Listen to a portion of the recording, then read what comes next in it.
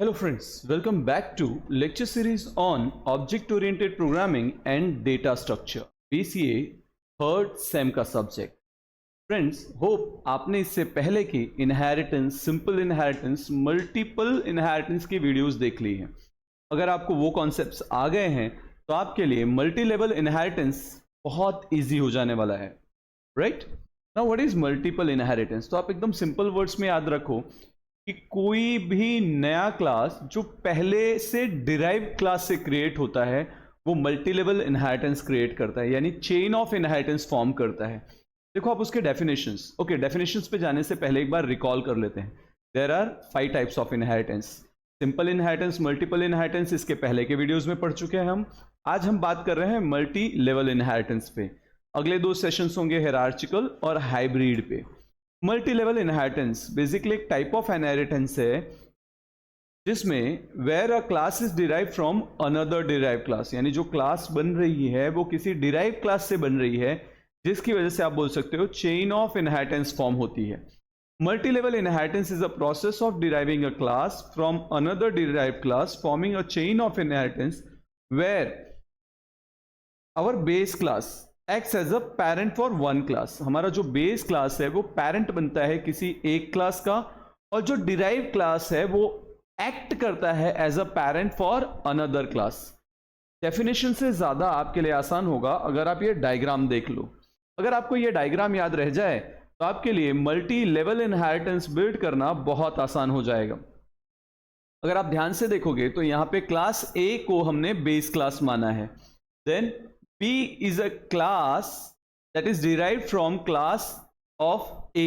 A class के members को हम B क्लास में इनहेरिट कर रहे हैं। अब यहाँ पे A हमारा बेस क्लास है और B हमारा डिराइव क्लास है।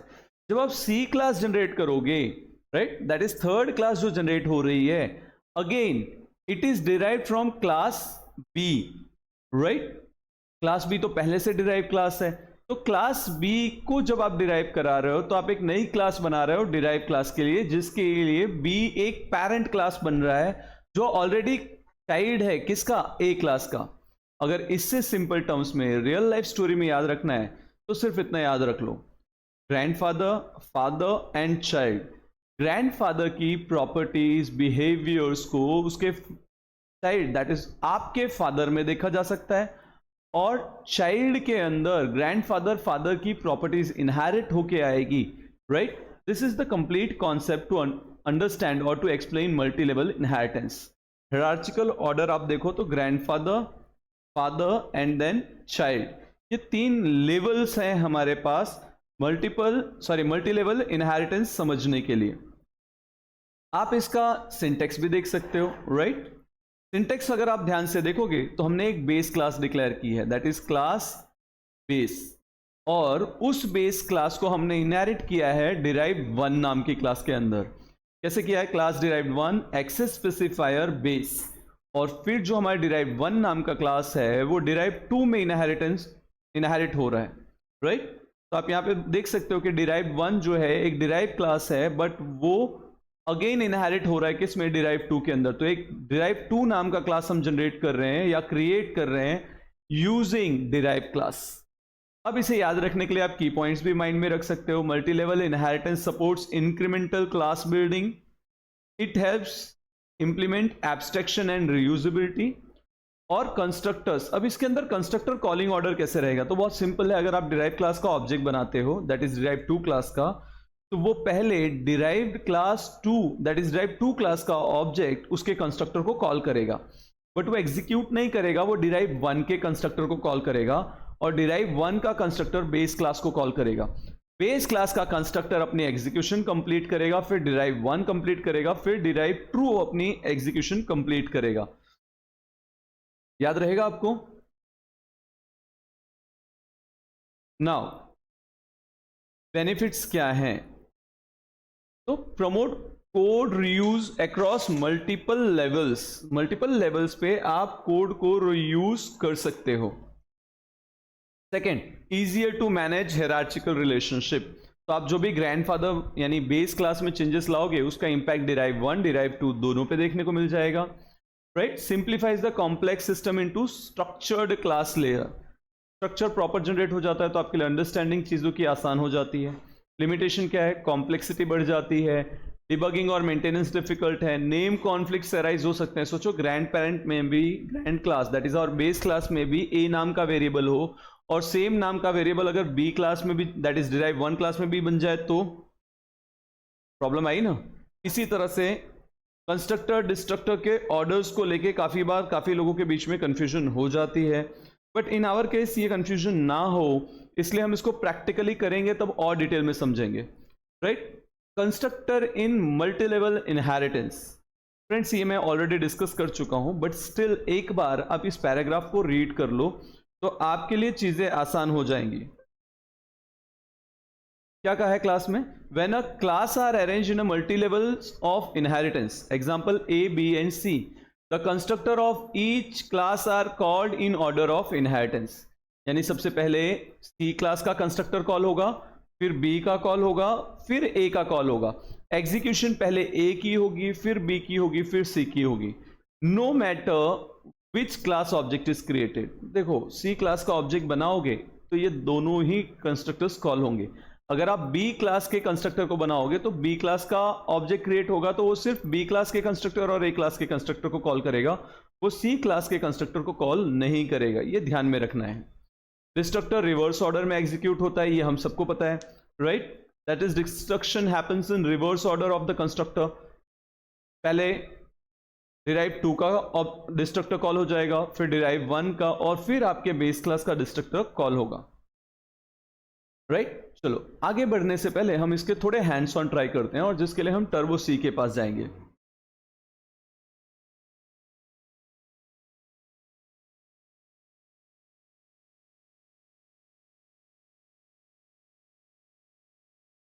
फाइल में जाते हैं, न्यू में, preprocessor include iostream.h, preprocessor include conio.h।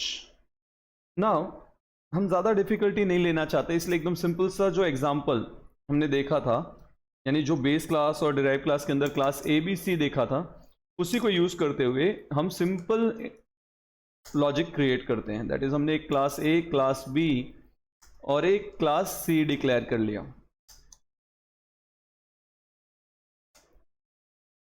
Now void main करके सबसे पहले मैंने सी क्लास के लिए एक ऑब्जेक्ट बनाया। नाउ सी, अगर मैं इसको ध्यान से देखूं तो अभी ये जब ऑब्जेक्ट इनिशियलाइज होगा तो बट ऑब्वियस से वो सी क्लास को कॉल करेगा। Now there is no inheritance between this class, तो उस कंडीशन को फुलफिल करने के लिए मैं यहाँ पे कॉलन लगा के एक्सेस स्पेसिफायर में पब्लिक ए लिख देता हूँ। दैट इज ए क्लास के सारे मेंबर्स इनहेरिट होके बी में आ जाएंगे, और एट द सेम टाइम यहाँ पे एक कॉलन लगा के मैं सिंपली लिख देता हूँ public B, that is B class के सारे डेटा यहाँ पे आ जाएं, right. To understand this example more easy, यहां पे एक प्रोटेक्टेड वेरिएबल डिक्लेयर करते हैं।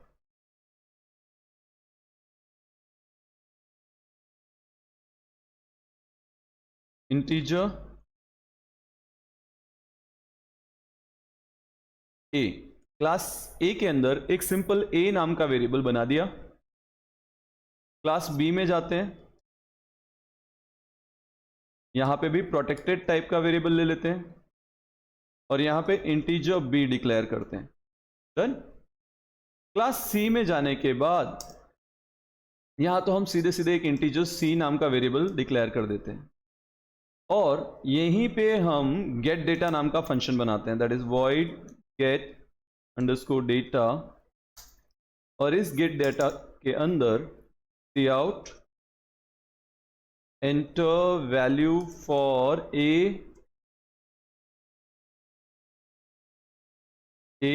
बी एंड सी, तीनों वेरिएबल्स की वैल्यू एक ही मैसेज में डिक्लेयर करा दी, सी इन ए बी सी। अब इसको डिस्प्ले कराने के लिए यहीं पे एक मेथड ले लेते हैं void disp,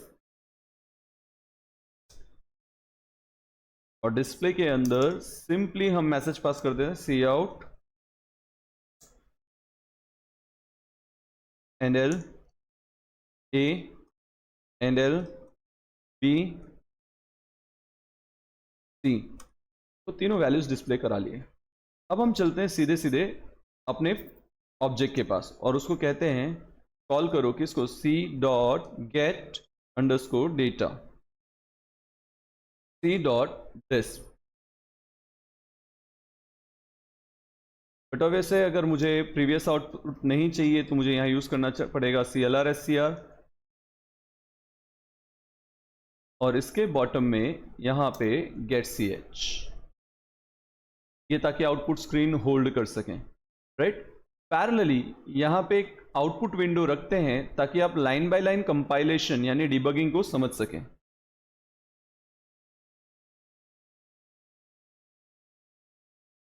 You can see there are no errors, void main, clear screen। तो जैसे ही क्लियर स्क्रीन एग्जीक्यूट होगी, आउटपुट स्क्रीन पे जो आपको करंट मैसेज दिख रहा है वो डिलीट हो जाएगा। सी क्लास के अंदर देखो हमने यहाँ पे void main के अंदर सी डॉट गेट डेटा नाम का फंक्शन डिक्लेयर कराया है। ये किस में है, क्लास सी के अंदर, राइट। अब जब भी आप इसको कॉल करोगे गेट डेटा कॉल हो जाएगा, सी आउट में ABC का मैसेज प्रिंट हो जाएगा, सी इन में ABC तीनों की वेरिएबल्स की वैल्यू आएंगी, right. So if I write down over here like this 10, 29 and 30, तो अब जब मैं इसको रन कराऊंगा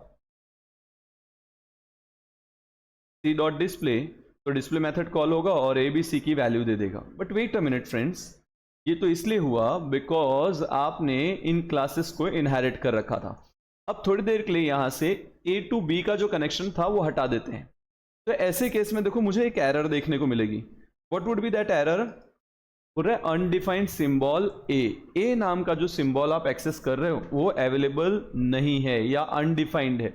ऐसा क्यों हो रहा है? बिकॉज क्लास A को हमने B से इनहेरिटेड नहीं किया है, राइट। मैंने वो लाइन रिमूव कर दी है। तो ये मल्टी लेवल इनहेरिटेंस का कॉन्सेप्ट आपको सिंपल करके दिखाया मैंने।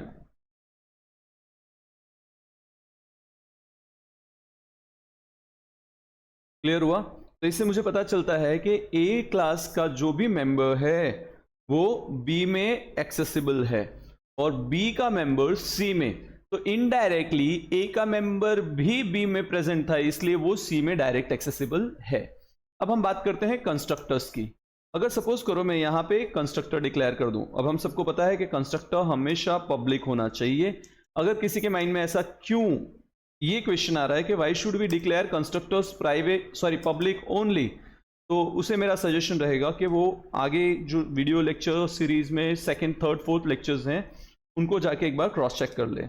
यहाँ पे /n रखा हमने और हम यहाँ लिख देते हैं class A constructor in action.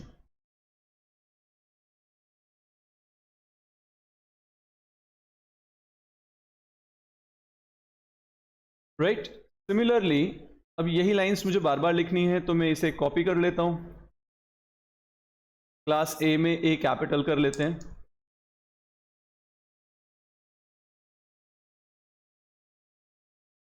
Right. इसे किया हमने कॉपी।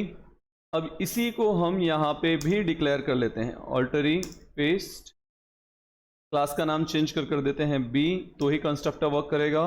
और यहां पे एक्सेस स्पेसिफायर ले लेते हैं public, class B constructor in action. Now similar class C में भी एक कंस्ट्रक्टर होना चाहिए, तो यहां पे कंस्ट्रक्टर डिक्लेयर करते हैं C नाम का और यहां पे बॉटम पे जाके C कर देते हैं, राइट। अब फ्रेंड्स अगर आप इसके एग्जीक्यूशन साइकिल को देखो, clear screen previous output clear करेगा। नाउ ऑब्जेक्ट इनिशियलाइज होगा, जैसे ऑब्जेक्ट इन्वोक होगा वो अपने कंस्ट्रक्टर को कॉल करेगा। तो आप ध्यान से देखो C क्लास का कंस्ट्रक्टर कॉल हुआ, बट ये कंट्रोल ट्रांसफर करेगा किसको? B क्लास के कंस्ट्रक्टर को। B क्लास का कंस्ट्रक्टर कॉल होने के साथ कंट्रोल ट्रांसफर कर देगा A क्लास के कंस्ट्रक्टर को। यानी मैं ऐसा बोल सकता हूं कि C क्लास के कंस्ट्रक्टर ने B क्लास के कंस्ट्रक्टर को कॉल किया और B क्लास के कंस्ट्रक्टर ने A क्लास के कंस्ट्रक्टर को कॉल किया। अब A क्लास का कंस्ट्रक्टर अपनी एग्जीक्यूशन कंप्लीट करेगा, फिर वो B को कंट्रोल देगा, B अपनी एग्जीक्यूशन कंप्लीट करेगा, फिर कंट्रोल C के पास जाएगा और C अपनी एग्जीक्यूशन कंप्लीट करेगा। फिर हम गेट डेटा के पास जाएंगे। गेट डेटा तो बट ऑब्वियस है, जैसे एग्जीक्यूट कर रहा था सेम ऑर्डर एग्जीक्यूट करेगा। That is, if I write down 10, 20 and 30, it will display me the same. 10, 20 and 3 was input, 0 press नहीं हुआ था. तो constructor execution multi level inheritance में क्लियर. अब सपोज करो मुझे डिस्ट्रक्टर यूज करना है, राइट. तो वी ऑल नो कि name of the constructor and destructor is same. अगर कंस्ट्रक्टर के आगे एक टिल्ट साइन लगा दी जाए तो उसका बिहेवियर डिस्ट्रक्टर जैसा हो जाता है, राइट. तो हम इस क्लास के अंदर बट ऑब्वियस है सी नाम का डिस्ट्रक्टर बना देते हैं. Class C destructor in action, right. ये करते हैं कॉपी और सेम अप्लाई करते हैं बी क्लास के अंदर. क्लास बी डिस्ट्रक्टर और फिर सेम कॉपी करते हैं ए क्लास के अंदर.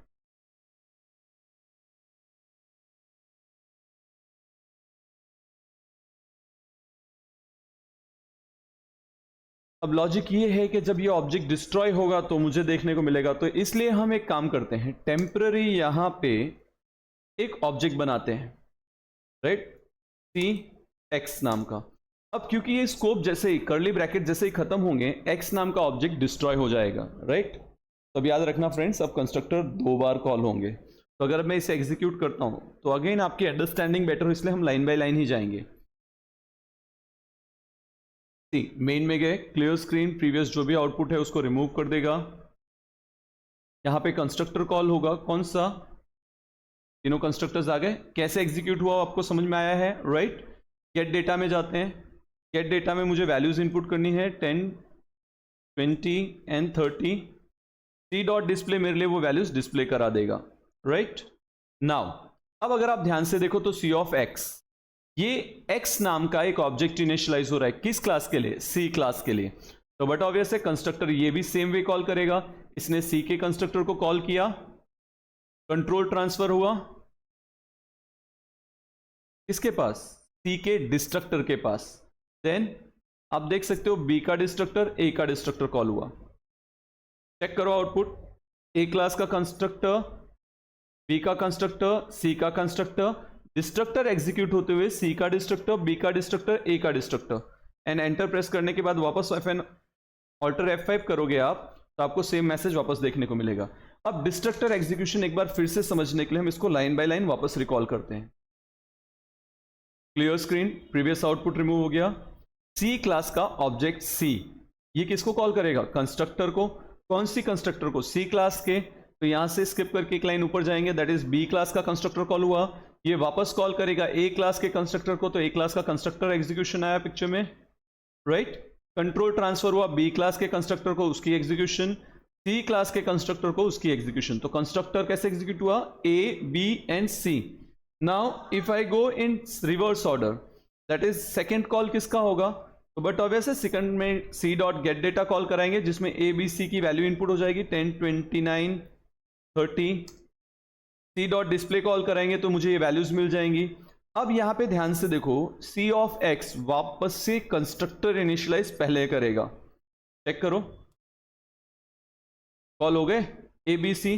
अब यहां पे ध्यान देना, सबसे पहले किसको कॉल किया इसने, सी क्लास के डिस्ट्रक्टर को. क्यों, क्योंकि हमारा सी ऑफ एक्स स्कोप के बाहर गया. जैसे ही यहां पे हुआ कॉल, ये automatically class C destructor execute कर रहा है, राइट. उसके बाद बी और उसके बाद ए और लास्ट में गेट सी एच. अब अगर आप देखो तो हमारा अभी भी सी वाला ऑब्जेक्ट डिस्ट्रॉय नहीं हुआ है, बट जैसे ही मैं एंटर प्रेस करूंगा अब मेरा सी वाला ऑब्जेक्ट भी डिस्ट्रॉय हो चुका है. ऑल्टर F5 प्रेस करके आप देख सकते हो class C, class B, class A. जैसा मैंने कहा था डिस्ट्रक्टर हमेशा रिवर्स ऑर्डर में एग्जीक्यूट होता है. फ्रेंड होप सो आपको मल्टी लेवल इनहेरिटेंस समझ में आया. मैंने बहुत ही बेसिक सा एक एग्जांपल लिया था जिसके अंदर class A B C, that is parent, child and grand child बोल सकते हो, ऐसे 3 लेयर्स जनरेट कर लिए थे. तो मैं ऐसा बोल सकता हूं कि क्लास ए मेरे लिए ग्रैंडफादर, क्लास बी यानी फादर और क्लास सी यानी चाइल्ड. तो क्लास ए की सारी प्रॉपर्टीज किसके पास आई, बी के पास, और बी की प्रॉपर्टीज सी के पास। तो अब जब बी की प्रॉपर्टीज ट्रांसफर हो रही हैं तो उसके पास, बी के पास करंटली अपनी भी प्रॉपर्टीज हैं और ए की भी प्रॉपर्टीज हैं, और वो दोनों ही सी को ट्रांसफर कर रहे हैं। क्लियर हुआ? होप सो आपको ये कॉन्सेप्ट समझ में आया। अगर इस कॉन्सेप्ट में अभी भी आपको डिफिकल्टी लगती है तो आप मुझे पर्सनली पूछ सकते हो, right? Either when your colleges start, और कमेंट बॉक्स हमेशा आपके लिए ओपन। नाउ थोड़ी सी अंडरस्टैंडिंग चेक करने के लिए हम एमसीक्यूज ट्राई करते हैं। In multi level inheritance constructors are executed in which order? अब ये तो आपको पता ही होगा, कंस्ट्रक्टर्स किस ऑर्डर में एग्जीक्यूट होंगे। Derive to base, base to derive, random order, any base class constructor executes. Take a 5 second holds, और आप स्क्रीन के बॉटम में कहीं पे आंसर देखोगे तो आपको दिख जाएगा।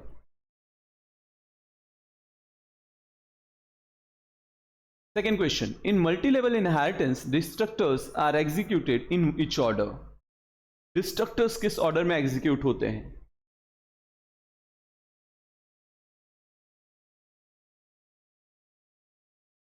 Which of the following best defines multi-level inheritance? Multi-level inheritance को सबसे अच्छे तरीके से इनमें से कौन डिफाइन कर रहा है? One base class and several derived class, one derived class acting as a base for another derived class, two base classes inherited by one derived class. Inheritance using templates.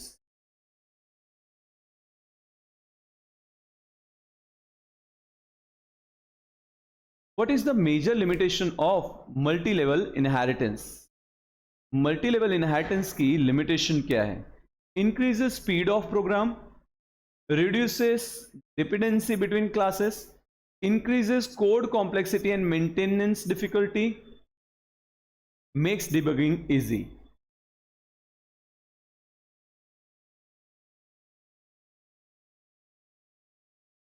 Which statement is true about constructor destructor calling sequence in multi-level inheritance? Constructor and destructor both execute base to derive. Constructor execute derive to base, constructor execute base to derive, and destructors execute derive to base. Destructors are not called in inheritance. Friends, take time, learn well.